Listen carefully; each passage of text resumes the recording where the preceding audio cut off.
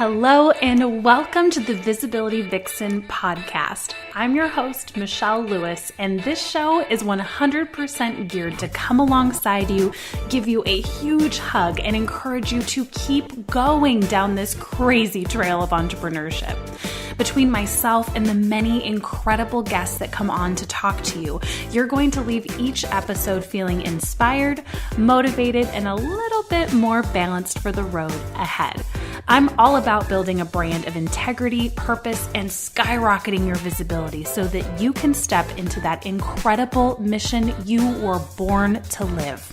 So grab a cup of iced tea, pop in those earbuds, and let's chat. So, everyone, welcome back to Visibility Vixen. I am thrilled today because my new BFF, Calvin Wayman, is here. Calvin, welcome to the show. Oh, Michelle, thank you so much for having me. I'm pumped to be here. I'm pumped too. So, guys, I was down in San Diego going to Yasmin's Amplify event and was like, la la la, like cool speakers, whatever. And this guy with this beard gets up and I'm like, dude, he's got a legit beard. And like, my husband has a beard too. I was like, yeah, rock the beard.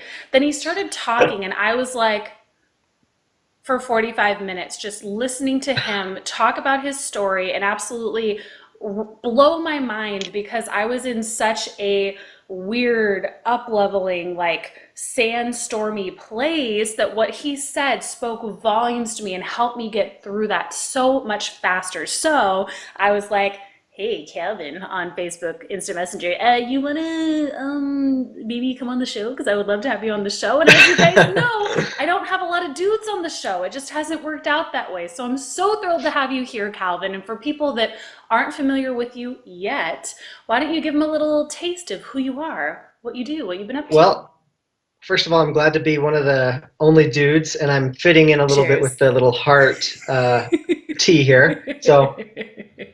So yeah, first of all, Michelle, I mean, that was all the nice stuff you just said. I appreciate that. I mean, it's all true. You were one of the people I got to connect with and have a conversation with after the talk, and I saw that you were somebody that's just standing out, and it's been awesome to get to know you a little bit deeper off the air and out of the events. So much fun. We're going to be TEDx buddies together. Yeah, we are. We're both going to do a TEDx together. Let's do that. So Calvin's like, are you submitting to some talks? And I'm like, yeah, I can share my Google Doc with you.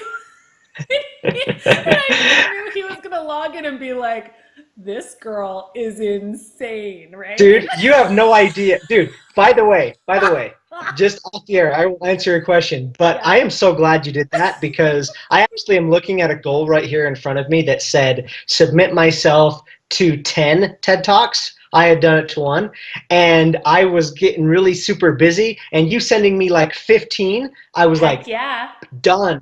So I just zeroed down, and I went and submitted to every single one of them too. Yes, yes. We're both gonna be giving a TED Talk in 2017. I'm pumped. Yeah, we are. So who am I? I think the very best way to answer that question is I'm a red dude, just with a beard, except. I typically don't even have a beard, so I'm actually even more normal than this. And I say that in all seriousness because I'm so new in this game of like going after your dream and stepping up and quitting your day job and creating the life you actually want.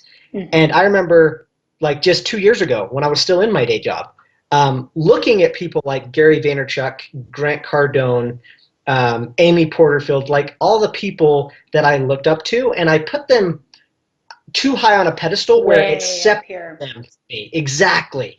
And so I would look to them and I'd get inspired by them in some way, but deep down in my subconscious, in my body, I was like, but easy for them to say. I mean, it's them. It's Gary effing Vaynerchuk. It's Lewis Howes. It's like all these people, it's Oprah, it's Ellen, like, and what I've learned over the last 2 years is those people are just that, people. And I'm a people too, like I'm a person.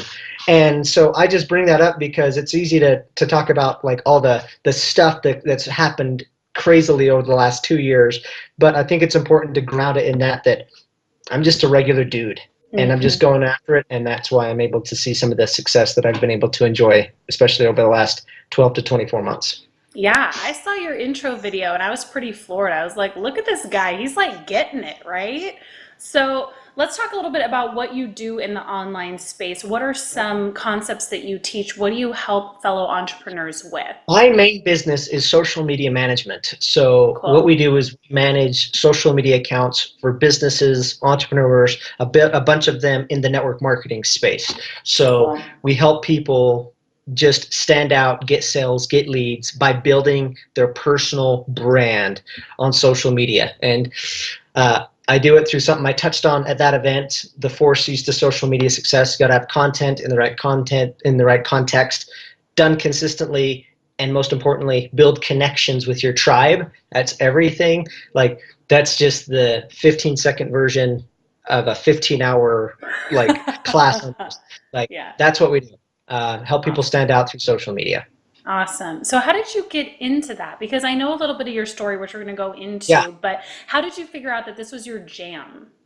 I great question. Oh, because man, I quit my day job 2 years ago. Hmm. And what was I going to do when I quit my day job? I didn't freaking know what I was going to do. I had wondered that same question for years, like, what's my jam? What am I passionate about? What should I do with my life? And I was like, all I know is I freaking hate being an employee. I want to have freedom, but doing what? And I was so envious of the 4 and 5 year olds, or at least people that said, oh, I knew my passion since I was 4 and 5 and I've done it my Hmm. whole life. I'm like, what's wrong with me? I'm 27 at the time. I'm 27. I've gone to college and I still don't know what my passion is. What is it? And I didn't know. Hmm. But what I did know was I didn't want to be an employee, so I quit. And so I think the main point I want to make here is you sometimes, when you're trying to find out what that passion is, you have to just lean into what feels right. And in the leaning in and in taking little baby steps, you start to find it. It unfolds in the action taking. And so, not on the sidelines, and I mean, you got to have create space sometimes and get clear and think, but sometimes when Hmm. it's not quite there, the action makes it come out. So, what happened with me is I didn't know what I was going to do, but by quitting my day job, by challenging myself and doing door to door sales. And then just always asking, okay, what am I excited about? What am I curious about? What am I interested in? I ended up falling upon this app called Periscope. And this is part of my story that I've shared on some podcasts, but most people don't know. That was my in with Awesome. everything. Um, that's where I became a little bit, I guess, known for the first time was through Periscope. I was one of the early pioneers on that app Cool. because I just loved it. It was new. I was Periscoping every single day, 3 days or 3 times a day, um, Whoa. 7 days a week because I just loved it. I was studying it. It's where I got my first email opt-ins. It's where I made my first ever dollar outside of myself, or Oh, outside of an employee cool. job. And I was there for the first Periscope Summit in New York City. Ew. Uh, and that's what got me into things like Entrepreneur Magazine, which was my first real credibility checkpoint checklist. And so that was my in and into Hmm. social media. And then as Periscope kind of, there's this big boy called Facebook that came around and came out with this little thing called Facebook Live. And so that kind of started to wind down the viewers on Periscope a little bit. Hmm. But I realized when that was happening that I wasn't really romantic or totally set on Periscope per se. Like I wasn't religious about that, Hmm. but I loved that it was new and I Hmm. loved that it could make an impact and that a regular, everyday person starting from zero could create something. And I was like, what is the essence there? And the essence was social media. It's like that's it. It's because it's Mm. social media I like about it. It's live streaming. It's this other stuff that's still available on Facebook Live and Instagram and Snapchat. And you can start creating an audience and a following and building your tribe for the cost of nothing, just the cost of Yeah. doing it, pulling Yeah. out your phone and just freaking pushing publish and posting something. That's the cost of entry. Yeah. That's what got me excited about social media, and yeah, just been pursuing that direction ever since. I love that you talk about that because for me, I felt like because my dad is in the film business, and so I knew like this is me, like I'm going to be in the film business, and I was in it for a couple of years, but didn't get the success that I wanted. And then I thought, oh, I love music. I'm meant to be a musician, and so I went and I did that. I got my degree in interior design. I got my doctorate in natural medicine. I tried all of these different things, and every time it didn't work out, I felt like, oh, Michelle's failed again, right? And Yep. so I tell all of my students in my tribe, like, it's okay if you failed at 50 million things because as an entrepreneur, the beautiful thing, you use all of those talents as an online entrepreneur. But people Yes. feel like, well, I don't really even want to give this one a shot because I'm going to fail at this one too. I So, hate that. what would you Oh my say? gosh. I just barely finished a blog post on this morning. I haven't published it Oh, yet. I must have Um, felt it in the airwaves. yes, I am increasingly passionate about trying something and not thinking try is a curse word. And I get after Yoda a little bit. I love Nice. Yoda. We love the quote, do or do not, there is no try. Mm-hmm. But too often, I think that makes us sit on the sidelines and be like, well, I don't want to waste my time. What should I do? And we end up spinning our wheels and not really doing anything. You're where you're at because of all those things. It's not a failure. It Mm-hmm. unfolded in the action. And so I say, guess, like try is not a bad thing. You miss every single shot you don't take. Mm-hmm. You're not going to get anywhere unless you swing the bat, like take the Mm-hmm. shot. So Mm-hmm. that's what I say is just be in it. Like that's how you're going to learn anyway. Like if you, I don't know if you've ever tried to learn a board game for the first time, but when you do it, like people read the rules before they play, and it's so confusing. You're trying to understand, like you just don't get it until you play around. Mm-hmm. Then it makes starts to make a lot of more sense. It's a like life is a contact sport, you know, Yeah. and so that's what I say is just jump in, try stuff out, adjust and pivot, but get in. You will learn way faster and you'll get way more joy than just sitting there and being like, huh, what should I do? Just get in. Yeah, absolutely. And I think this goes perfectly into, and if you wouldn't mind condensing this as much as you can into your story of continuing to knock on the door, because Yes. that's what really hit me in like my solar plexus, because I went, oh my God, that's like my entire life. And I'm sure so many people listening Yes. have that same struggle. So can you talk about that a little bit? Yeah. So I did door to door for 14 months. And when I was starting, I moved my wife, my 1 year old, myself to Southern California. And during my 2 week training period before that, I was getting a deal every single day. Now, doing 50 to 75 doors and just getting one deal a day is not a ton, right? And so yeah, it's not a lot, but you want to get at least one so you don't go crazy. Right. But right when I moved, I ended up going out by myself now and thinking, okay, I'm excited, everything's going to go well. And I go out there day one, 50 to 75 doors, and I get not one, not two, not three, but zero. Then I go out there day two and I get zero. Then day three and I get zero. Which is Day like four, 400 doors. Crazy. yes, it's insane. Then day four, zero. Day five, zero. Day six, zero. Day seven, zero. And what we're going to skip here is like, I can't even begin to explain the space I was in emotionally. Mm-hmm. Like questioning everything, my whole capability of everything, what I'm meant to do, like the universe, everything. And on top of it, confusion, because the whole story before this is I felt so called to go do that. And I Mm-hmm. finally found it. And I'm like, I'm called to do it and it's not working. What gives, man? Anyway, Totally. then I learned a lesson on day 7 that changed my life forever and continues to affect everything I do every single day. On day 7, I went to this house and I gave the pitch for solar energy.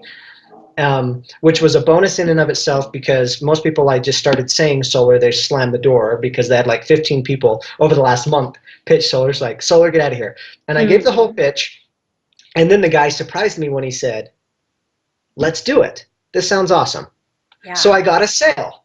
And so I was like, finally. And so I'm taking down his information, and like 10 minutes later, we're all done. One of the very last things we have to do is I just have to give the owner's information to a credit check people just to confirm that he pays his utility bills, because we were essentially going to give them solar for free. I get him on the phone. The guy's name was Frank. Say, here's Frank's information. Here's his address. Then I just hand the phone to Frank. He just has to say, yes, that's my name. Yes, that's my address. We're good. So I'm kind of having that happy dance inside of myself. You're I'm like, finally, yes, it's paid off. Just keep going. And then he puts the phone up to his ear, and he's like, you know what? I don't want to have to give a credit check right now. Cancel everything. I'm like, whoa. And so I grabbed the phone, and I'm like, dude. What are you doing? Frank, like, we're done. We're good. You just have to say, yes, that's my name, yes, that's my address, and we're out. We're good. I hand the phone back to Frank, and he just puts it up to his ear. It's just silent. We're just looking at each other, and he says, okay, Calvin talked me into it. I'm going to do it. But I hope your CEO is listening to this call, because I still think it's dumb that you have to do a credit check at this point before the panels are installed. He's like, actually, you know what? I talked myself out of it this time. I'm for real this time. Cancel everything. Send an email confirmation proving that you canceled it. Click, and he handed me the phone and said, sorry, dude. So I just don't know how to communicate this enough, but imagine you are going after something that you feel like is your calling. You go out there day one, so it's meant to work. You move 2 states over. You have rent due in 2 to 3 weeks. You have a wife and a child. You go out there day one, you get nothing. And you shake it off. You go out there day 2, nothing. Day 3, nothing. Day 4, all the way up to day 7. And you get something, and then it's like ripped from you. And you're thrown on the ground and like stomped on in your guts. Like, that begins to kind of scratch it. It was so turmoil happening in my body, I wouldn't have wished those feelings on my worst enemy. And I started to freak out. And I ended up going to my car at the end of the day, and I don't know where this came from, but I just lost it. And I wasn't just crying, I was mixed crying, but I was so confused and mad and everything all at once. And I just started screaming out loud in my car to God, the universe, whatever you believe, and I was like, what does this mean?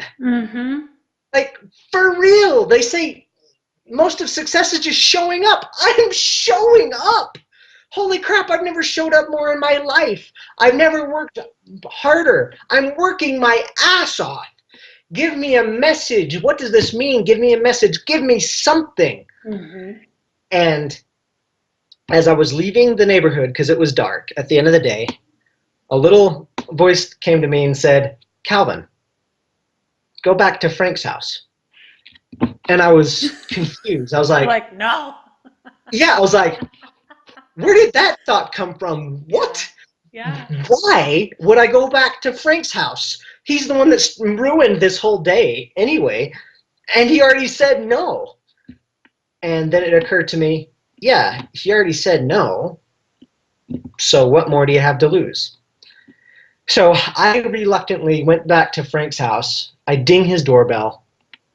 Again, it's dark. He flips the light on, and he opens the door, and I'm just standing there, like motionless, like emotionless, and I'm just like, Frank, why don't you just do this? And that's what he started to do. He starts to smile, and he steps into the light on the porch, and he's like, you know what, Calvin? I'm going to do it. I was like, what did you say? He said, I'm going to do it, and I'll tell you why. He's like, I'm an older guy.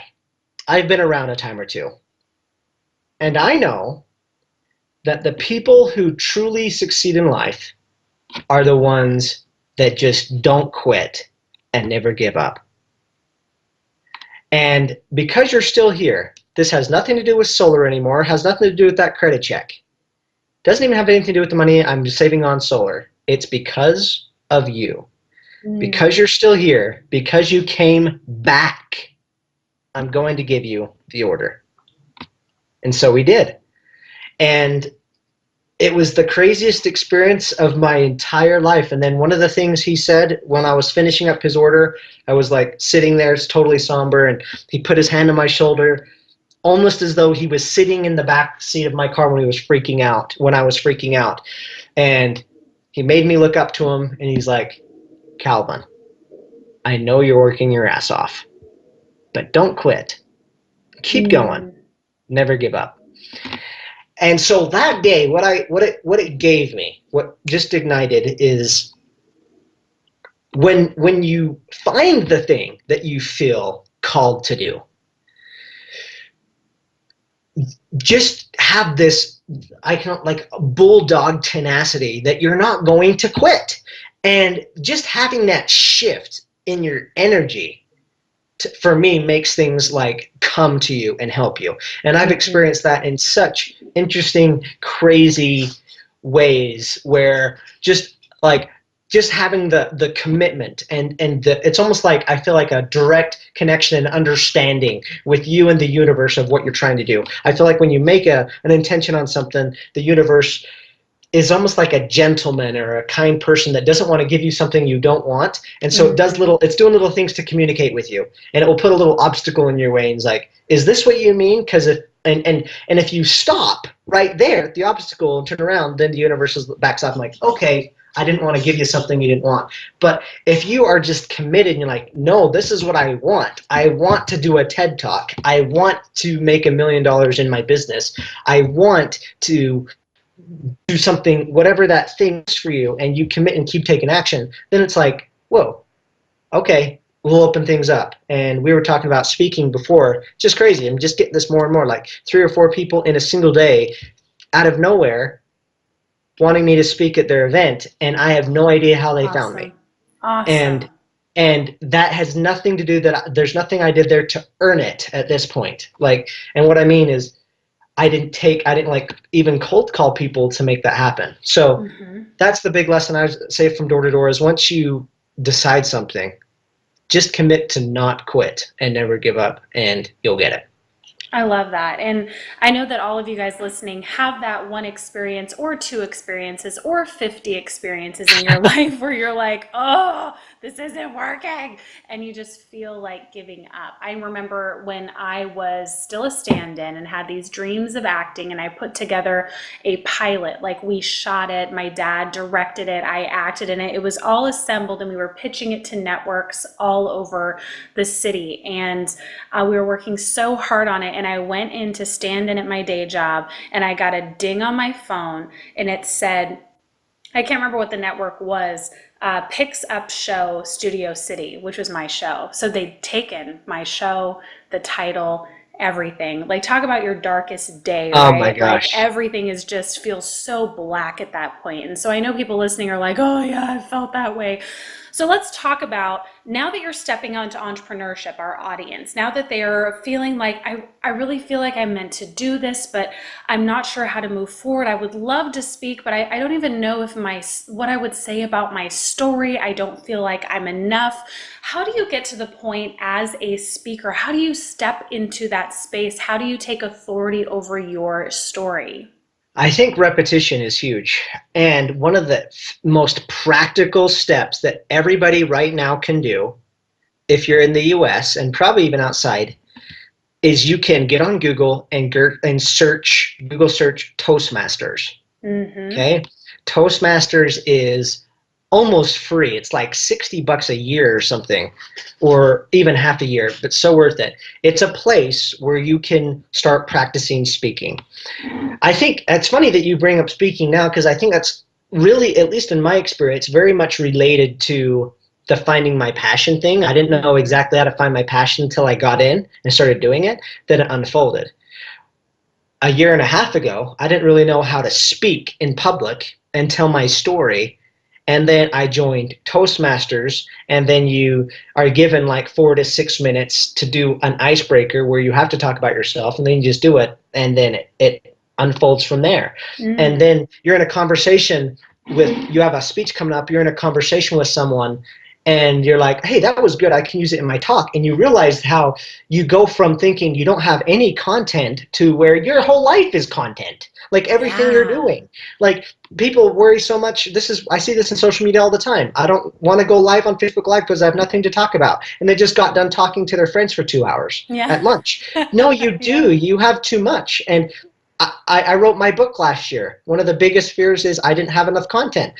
In that process, I realized, man, I found 2 or 3 books in me still that I didn't, that wasn't Wow. specific to that. It's when you're in it. So where it just comes out. So I say, just get in it, join Toastmasters, do something where you can get practice in.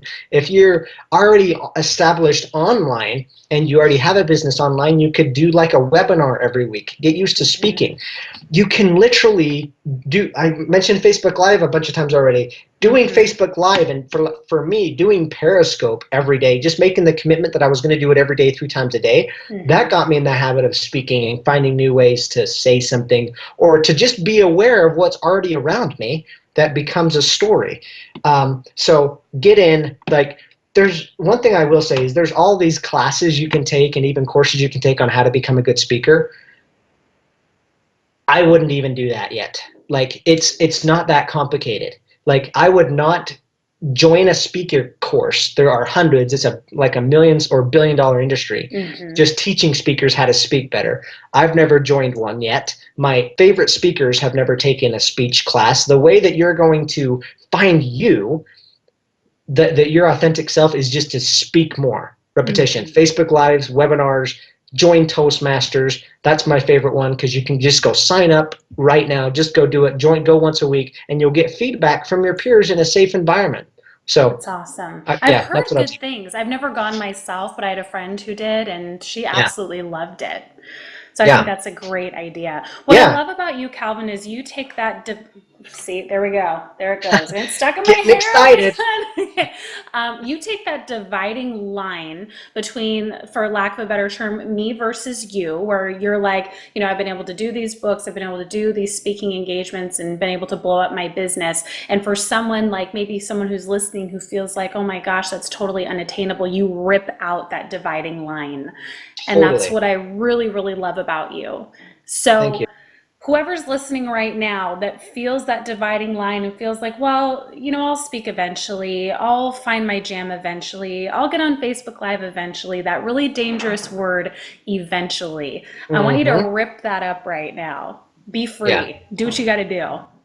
And the reason, can I tell you why it is? The reason I'm Yes. that way, because it's so fresh. Like, the thing that um, blows people's mind when I really get in conversations, like, I did a keynote in front of 2,200 people a few months ago.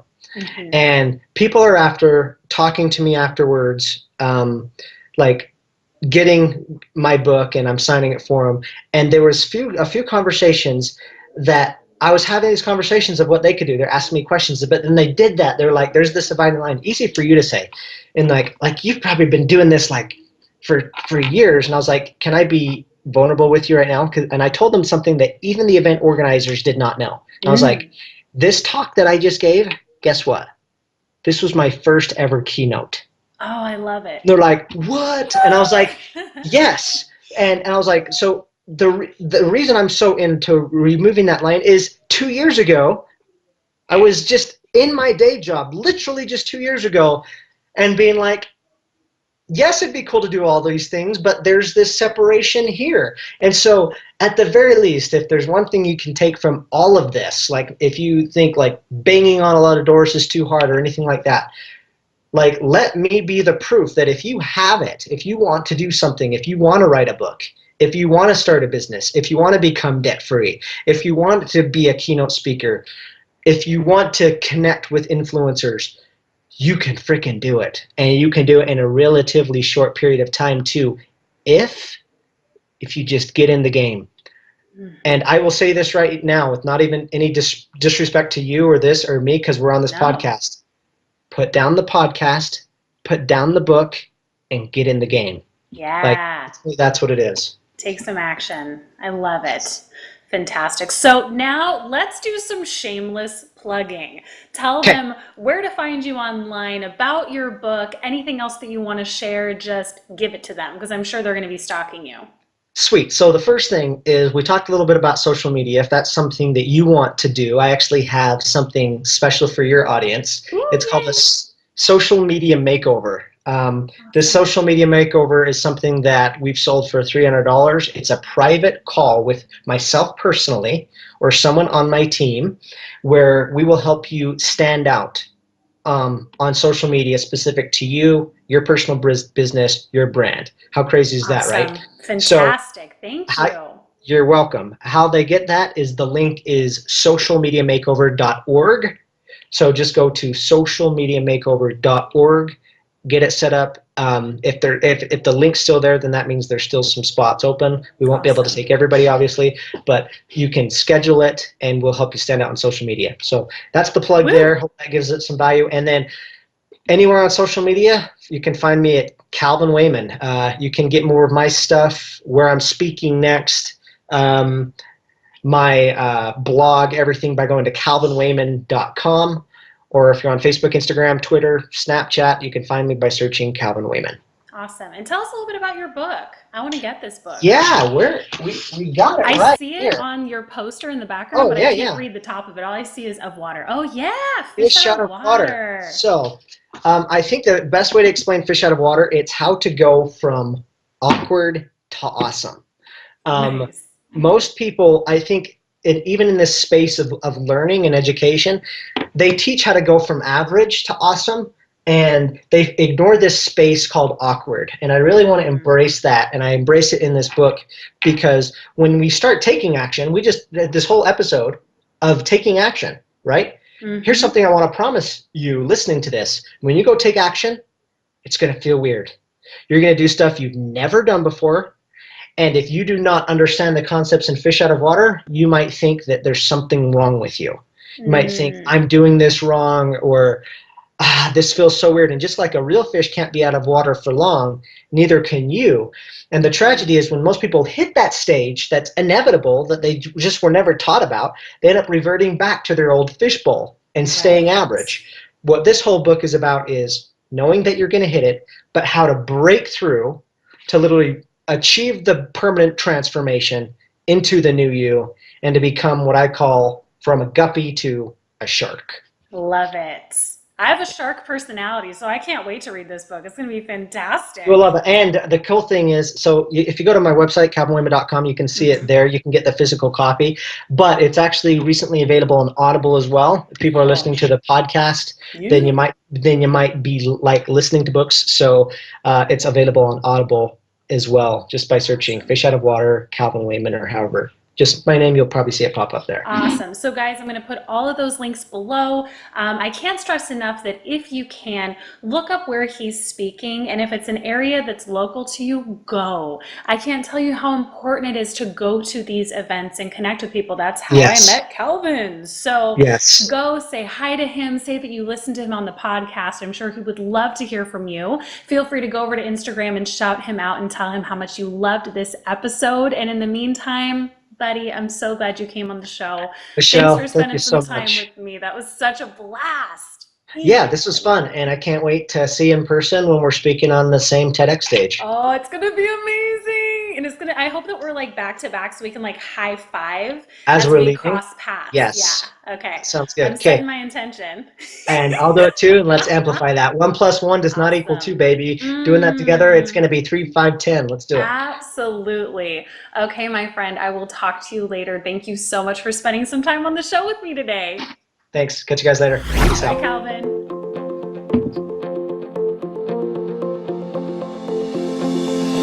Thanks for listening in today to the Visibility Vixen podcast. Subscribe now and share with a fellow Vixen who wants to start building their visibility. For more fire in your life and brand, visit visibilityvixen.com.